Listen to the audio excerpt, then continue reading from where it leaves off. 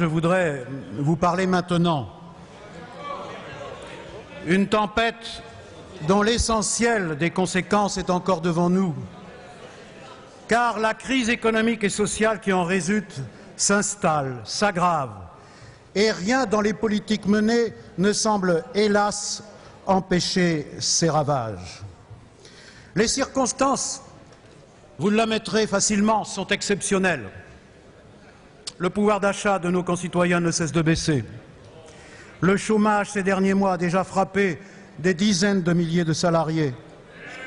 Une récession profonde frappe notre continent et plus particulièrement la France. Les prévisions des économistes se vérifient tous les jours dans les détresses concrètes de nos concitoyens les plus vulnérables. La gravité du moment impose la responsabilité et l'engagement total de tous les acteurs de la vie publique et tous ceux qui sont ici en particulier. C'est pour cette raison que je suis aujourd'hui à cette tribune, dans cet hémicycle que nous avons quitté il y a une semaine. C'est pour faire entendre une voix, c'est pour faire entendre la voix de l'opposition. Mes chers collègues, cette voix précisément que l'on voudrait brider, contenir et maîtriser. Hier,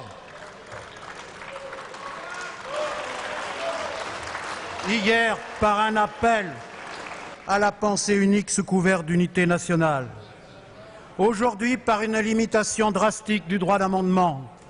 Demain, par la réforme de la carte territoriale et le redécoupage des circonscriptions. Pourtant, c'est cette voix de l'opposition qui, dès la précédente législature, a dénoncé les dangers du vote d'une loi encourageant le crédit hypothécaire rechargeable. Cette voix qui a dénoncé les subprimes à la française que le candidat Nicolas Sarkozy proposait d'instaurer dans notre pays. C'est la voix de l'opposition. C'est cette voix qui n'a jamais sous-estimé l'état du pays et a appelé, dès juillet 2007, la majorité à ne pas dilapider au bénéfice d'une poignée de privilégiés 15 milliards intégralement financés par la dette et donc par l'emprunt à travers votre désastreux paquet fiscal. C'est cette voix encore, c'est cette voix encore qui a le principe d'un revenu de solidarité active, mais qui n'a pas accepté en septembre dernier que les hauts revenus soient exonérés de son financement à cause de votre bouclier fiscal. C'est cette voix qui n'a jamais refusé d'apporter des fonds propres aux banques, mais qui, dès septembre dernier, vous a alerté sur la nécessité de soumettre ces aides à l'exigence de véritables contreparties. C'est la voix de l'opposition, cette voix différente, cette voix utile que vous devriez écouter et pourquoi pas entendre. Mesdames et messieurs les membres du gouvernement, mesdames et messieurs de la majorité, nous partageons avec vous une nécessité, celle de l'action. Acceptez donc que l'on puisse débattre, sans a priori, des analyses et des solutions qui la fondent. Acceptez donc une démocratie adulte, où la majorité n'a pas forcément raison contre tous et l'opposition forcément tort contre vous. Monsieur le Premier ministre, la crise économique et sociale était déjà installée en France avant que la crise financière, derrière laquelle vous voulez masquer vos erreurs, ne frappe notre pays. Votre politique a placé la France en quasi-récession dès le début de l'année 2008. La consommation des ménages a reculé dès le premier trimestre. L'emploi salarié a baissé dès le second. Le pouvoir d'achat s'est affaissé, et forcément au même moment. Et vous n'avez rien voulu voir. Croissance, promettiez-vous, et nous entrons en récession.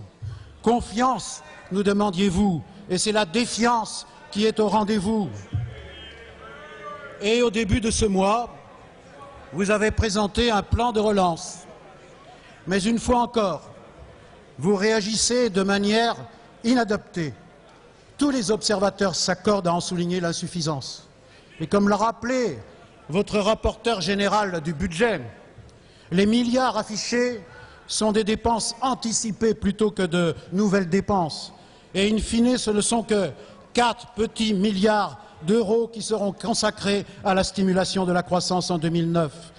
Non, mes chers collègues, il n'y a pas là les éléments du plan massif nécessaire pour protéger notre pays des affres de la récession. Et déjà, nous le constatons dans nos circonscriptions, des entreprises, des emplois sont en grand danger. Alors, tôt ou tard, et je vous le dis ici, et plus tôt sera le mieux, il vous faudra présenter un second plan de relance qui alors devra être à la hauteur des enjeux.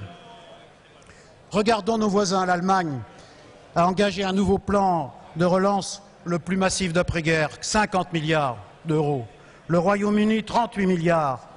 Le président des États-Unis, Barack Obama, a quant à lui proposé au Congrès américain d'adopter un plan de relance de 560 milliards.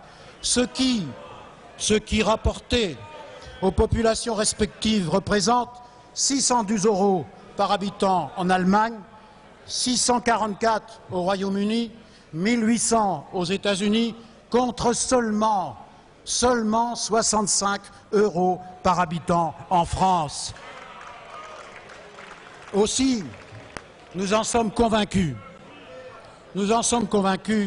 un nouveau plan sera mis à l'œuvre, en tout cas à l'étude. Il sera alors encore temps, Monsieur le Premier ministre, de vous inspirer des propositions que Martine Aubry a présentées au nom du Parti socialiste mercredi dernier. Merci d'applaudir Martine Aubry. Le plan débattez avec nous. Mes chers collègues, je vous en prie. Monsieur le Gauchiste. Ce plan que nous proposons aux Français, nous l'avons voulu global, massif et à effet immédiat. Nous avons voulu qu'il réponde aussi à une exigence de justice sociale. Et nous voulons d'abord un plan massif d'investissement de l'État en lien avec les collectivités territoriales. Car à côté des investissements privés qu'il faut encourager, il faut stimuler l'investissement public. Ce sont les collectivités locales qui représentent 75% de cet investissement dans notre pays. Et contrairement aux idées reçues, ces investissements ne creusent pas la dette publique, mais forgent la croissance de demain, qu'il s'agisse de recherche, d'éducation, de transport public, d'énergie nouvelle, de logement. Nous savons là qu'il y a des ressources pour tirer le pays vers la croissance durable. Et la réponse à la crise actuelle ne doit pas se limiter au traitement de l'urgence, c'est nécessaire, mais doit répondre aussi aux besoins des générations futures. C'est ça que nous proposons. Alors, concernant les entreprises, nous sommes favorables à des aides, mais assorties de fortes contreparties. Je vais vous poser la question, Monsieur le Premier ministre. Mesdames et Messieurs de la majorité, trouvez-vous normal que l'argent versé aux banques puisse encore servir au versement de dividendes, de parachutes dorés, de stock options, de retraite chapeau, sans que s'améliore même l'exigence prioritaire, l'accès au crédit? Est-ce que vous trouvez acceptable que l'usage de l'argent des contribuables puisse ne pas donner lieu à un contrôle public de la façon dont il est utilisé? Je vous pose la question. Est-ce que vous trouvez juste de ne pas établir de différence entre les entreprises qui réinvestissent leurs bénéfices dans l'outil de travail, l'embauche ou l'augmentation des salaires, et celles qui privilégient toujours la distribution de dividendes aux actionnaires? Est-ce que vous trouvez crédible de prétendre, à l'instar du chef de l'État, rompre avec le capitalisme financier sans rien entreprendre contre les licenciements d'opportunité ou les licenciements boursiers? Eh bien, pour nous, c'est non. Nous ne sommes pas d'accord avec cette façon de faire. Et enfin, à côté de cet investissement de l'ordre de 27 milliards d'euros, le soutien à la consommation des ménages en améliorant leur pouvoir d'achat et en offrant une aide accrue aux chômeurs est aussi notre priorité. Et pourquoi développons-nous ce volet assez que vous avez voulu, je dirais, diaboliser et caricaturer? Parce que contrairement à ce que vous dites, les mesures stimulant la consommation ont un impact immédiat et bénéficient à l'ensemble de la population. Alors j'entends déjà vos réponses. 500 € pour les plus modestes, la revalorisation du SMIC et des allocations logement, la généralisation du chèque transport, la réduction de la TVA, tout cela dégraderait notre commerce extérieur. Eh bien, ce n'est pas moi qui le dis.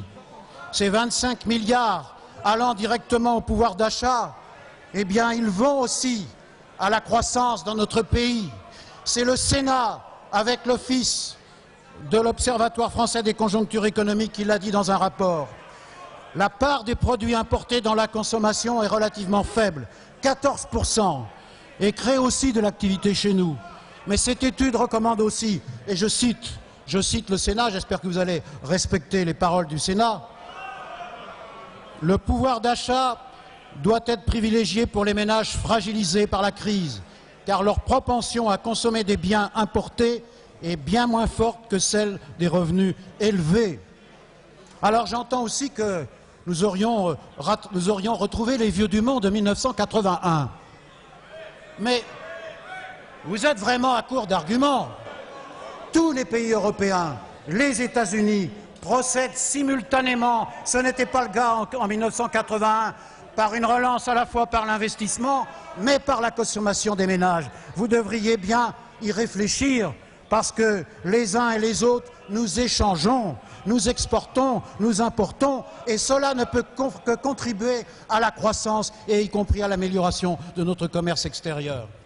Mesdames et messieurs les députés de la majorité, après vous êtes si longtemps inspirés de la politique américaine, eh bien, je vous pose encore la question, pourquoi rejeter toute relance par la consommation alors que ce sont 1000 $ de plus que des dizaines de millions d'Américains vont recevoir grâce au plan de Barack Obama? C'est facile d'applaudir Barack Obama, c'est mieux de soutenir sa politique et de la mettre en œuvre aussi chez nous quand elle est juste.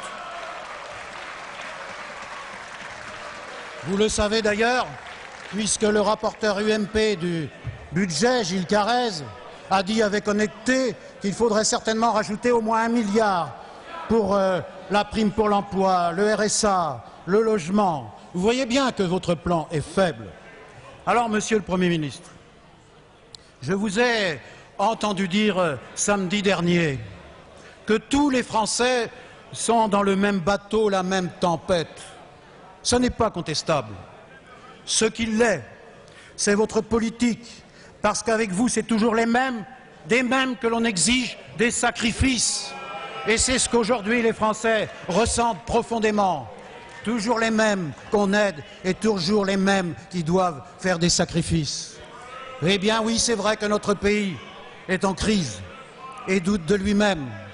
Lors de son discours d'investiture, le 16 mai 2007, le président de la République affirmait justement que les Français en ont assez des sacrifices qu'on leur impose, sans aucun résultat. Eh bien, 20 mois plus tard, que leur a-t-on imposé, à cause de votre politique, les franchises médicales, la taxe sur les mutuelles, l'érosion des protections du travail, l'augmentation des tarifs publics, la dégradation et le démantèlement des services publics, les suppressions de postes. Mais pour quel résultat? Mesdames et messieurs de la majorité, nos concitoyens perdent patience parce qu'ils voient bien que l'argent débloqué l'est toujours au profit exclusif de ceux privilégiés qui refusent le changement des règles du jeu. Et pour vous, tout est toujours trop grand, trop cher lorsqu'il s'agit de l'hôpital public ou encore lorsqu'il s'agit de l'école publique. Mais c'est dans ces services publics qui défendent ce que nous avons de plus précieux, l'éducation, la santé. C'est dans ces services publics que vous conduisez les plans sociaux les plus massifs, 20 000 emplois d'un côté, 30 000 de l'autre. C'est à ces plans massifs que nous vous demandons de suspendre, arrêter les suppressions d'emplois dans la fonction publique, l'hôpital et l'école. nos compatriotes perdent patience parce qu'ils entendent un président qui répète inlassablement qu'il faut parler du travail, des travailleurs, des ouvriers, mais qui au quotidien n'a rien à offrir, sinon son inépuisable, intarissable compassion. Monsieur le Premier ministre, il y a pourtant une façon simple de valoriser le travail. C'est de commencer par ne pas le dénigrer. Et lorsqu'un drame intervient à l'hôpital, ce n'est pas qu'un problème d'organisation, c'est d'abord la conséquence d'un manque criant de moyens humains. Et lorsque l'échec scolaire frappe avec constance les quartiers populaires, ce ne sont pas les enseignants qu'il faut pointer du doigt, mais l'incurie financière avec laquelle ils doivent composer. Malheureusement, c'est ça la réalité de tous les jours. Alors il y a une façon simple de valoriser le travail, c'est de respecter le professionnalisme et la sincérité des enseignants, des chercheurs, des juges, des infirmières, des psychiatres, des journalistes, des travailleurs sociaux, des agents de service public, des cheminots, des artistes.